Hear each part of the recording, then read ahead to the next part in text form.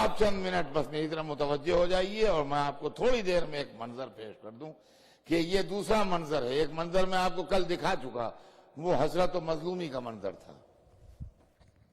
یہ ایک دوسرا منظر ہے، یہ میدان جنگ کا منظر ہے، یہ صحن مسجد کا منظر نہیں. یہاں دونوں طرف لشکر کھڑے ہیں اور ادھر حیدر کرار ہیں، مالک و مختار امیر المومنین قلب لشکر میں، اور ان کے داہنے بائیں رسول کے دونوں نواسے ہیں. ان کو کچھ بنی ہاشم اور کچھ ان کے چاہنے والے گھیرے ہوئے ہیں، اور سامنے وہ لشکر بھی مسلمانوں ہی کا لشکر ہے، لیکن اس لشکر کی قیادت رسول کی زوجہ کر رہی ہیں. اور وہ ایک بلند قامت اونٹ پر سوار ہیں جس کا نام عسکر ہے، اور ان کا ہودج جو ہے، ہماری جو ہے جس میں تشریف فرما ہے، اس کے اوپر لوگوں نے اپنی زرہیں ڈال دی ہیں یا کوئی تیر ویر اگر ادھر جائے تو ہماری کے اندر نہ جا سکے اور نقصان نہ پہنچے. اور ایک قبیلہ ہے جس کا نام بنو زبا ہے. بنو زبا عربی میں بجو کو کہتے ہیں، تو اگر اردو میں ترجمہ کریں تو بجو کی اولاد.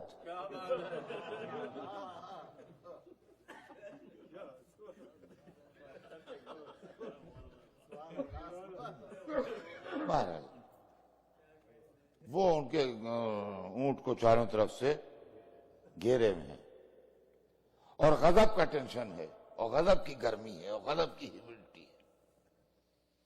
اور جوان جو میدان جنگ میں کھڑے ہیں، سورج چمک رہا ہے، پسینے میں ڈوبے ہوئے ہیں، اور عجب کیفیت ہے. اور علی بار بار حجت تمام کر رہے ہیں اور چاہتے ہیں، اب بھی چاہتے ہیں لڑائی نہ ہو.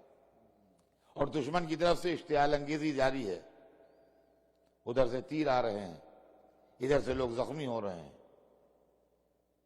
یہاں تک کہ جب حد سے سوا ہو گئی بات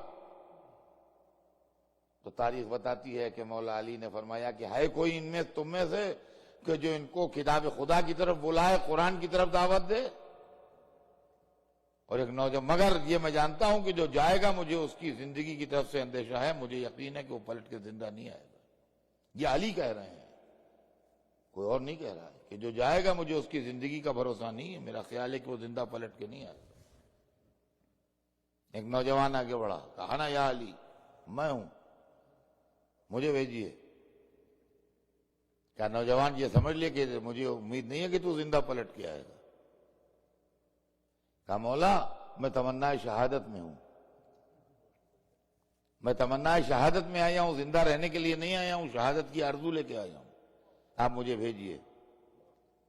مولا علی نے اس کے ہاتھوں پر قرآن رکھا، وہ غیر مسلح تھا، اسلحہ نہیں لگایا تھا، وہ ایسے ہی تھا، اور کہا دونوں لشکروں کے بیچ میں جاؤ اور جائے کہو امیر المومنین علی تمہیں اس قرآن کی طرف بلا رہے ہیں.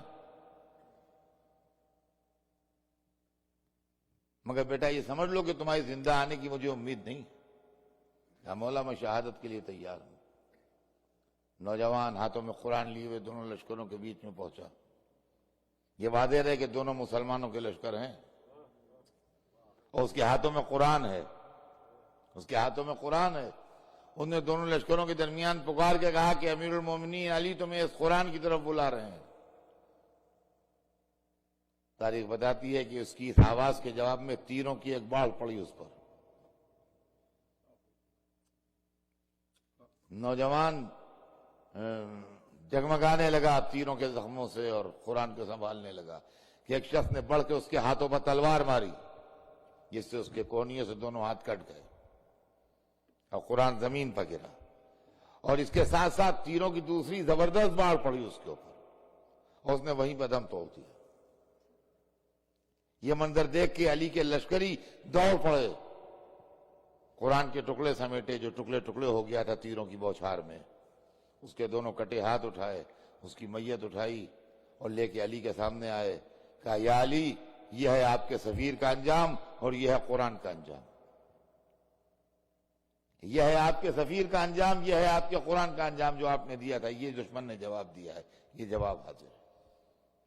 اب علی کے لشکر میں ٹینشن اور بڑھ گیا تھا لیکن چونکہ ڈسپلن لشکر تھا اور علی موجود تھے اس کی سربراہی میں، لہذا آگے بڑھ کے کوئی حملہ نہیں کر رہا تھا۔ تاریخ بتاتی ہے کہ علی نے آسمان کی طرف سر اٹھایا، مناجات کی، پالنے والے تو میری بے گناہی کا گواہ ہے، تو گواہ ہے اس بات کا کہ میں نہیں چاہتا لڑنا، تو گواہ ہے اس بات کا کہ میں نے ان پر حجت تمام کی، لیکن یہ میری بات ماننے کے لیے تیار نہیں ہے۔ وہ مناجات تاریخ کے اندر موجود ہے، جس کا چاہے وہ کتاب میں اٹھا کے پڑھ لے، وہ تفصیل سے مناجات مل جائے گی۔ اور تاریخ بتاتی ہے کہ چونکہ علی کے لشکر میں بے چینی تھی، اور بے چینی ایک اور بھی تھی عزیزان گرامی، وہ بھی سن لیجئے، وہ بے چینی کی نوعیت دوسری تھی، اور وہ یہ تھی کہ یہ علی کی تلوار نہروان میں گئی تھی، جو حنین میں گئی تھی، نیام میں،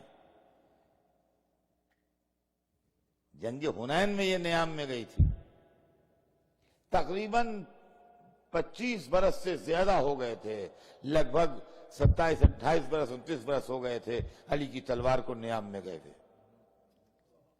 ینگ جنریشن جو تھی وہ علی کی لڑائی کے قصے سنتی تھی، جو 30 برس کے لڑکے تھے، جو 28 برس کے لڑکے تھے، جو 25 برس کے لڑکے تھے، جو 32 برس کے نوجوان تھے، وہ بزرگوں سے علی کی لڑائی کے قصے سنتے تھے، علی کو لڑتے نہیں دیکھا تھا۔ تو علی کے لشکر میں جو ینگ جنریشن تھی وہ علی کو ایک دفعہ لڑتے دیکھنا چاہتی تھی کہ ہم بھی دیکھ لیں علی کو لڑتے ہوئے ایک دفعہ، لہذا ان کے دل میں یہ تمنا تھی کہ علی لڑتے کیسے ہیں، اس لیے کہ ہم نے اپنے بزرگوں سے قصے تو سنے ہیں علی کو لڑنے کے، لیکن علی کو لڑتے ہوئے دیکھا نہیں ہے۔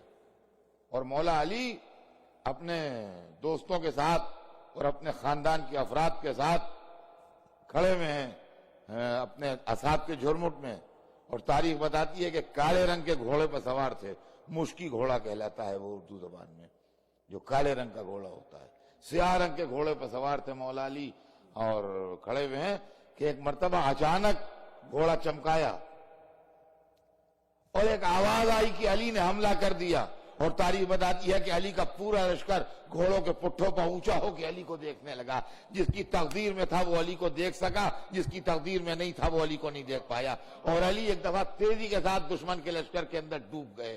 اب علی تو نہیں دکھائی دے رہے تھے، لیکن دشمن کے لشکر کی ابتری بتا رہی تھی، اب علی یہاں ہیں، اب یہاں ہیں، اب یہاں ہیں، اب یہاں ہیں، اب یہاں ہیں۔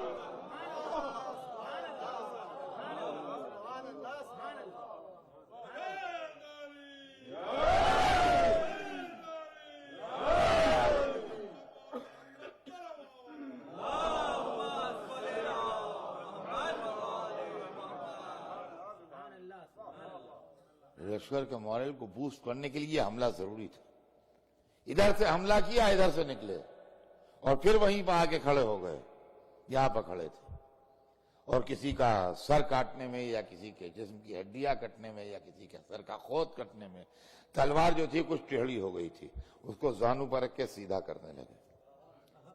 جیسا میں نے عرض کیا کہ گرمی بہت تھی، لوگوں نے شربت بنایا تھا، ایک نے شربت کا ایک جام مولا علی کی طرف پیش کیا، مالک اشتر علی کے متصل بالکل کھڑے تھے،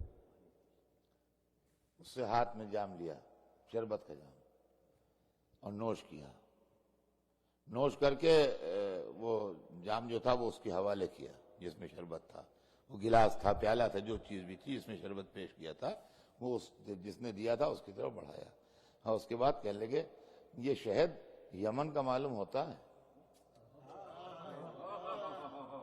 مالک اشتر جیسا جنگی جوان جس کے شورے تھے کانپنے لگا، کہا یا علی آپ کو اس عالم میں بھی اس کا ہوش ہے کہ شہد یمن کا ہے کہ طائف کا ہے؟ ایسے عالم میں بھی یہ احساس باقی ہے کہ شہد کہاں کا ہے؟ وہاں عرب میں شہد کا شربت بنانے کا عام رواج تھا، تو شہد کا شربت بناتے تھے، اور انہوں نے کہ شہد جو ہے یہ طائف کا معلوم ہوتا ہے۔ کہنے لگے یا علی آپ کو اس عالم میں بھی یہ ہوش ہے کہ شہد یمن کا ہے کہ طائف کا ہے یا کہاں کا ہے؟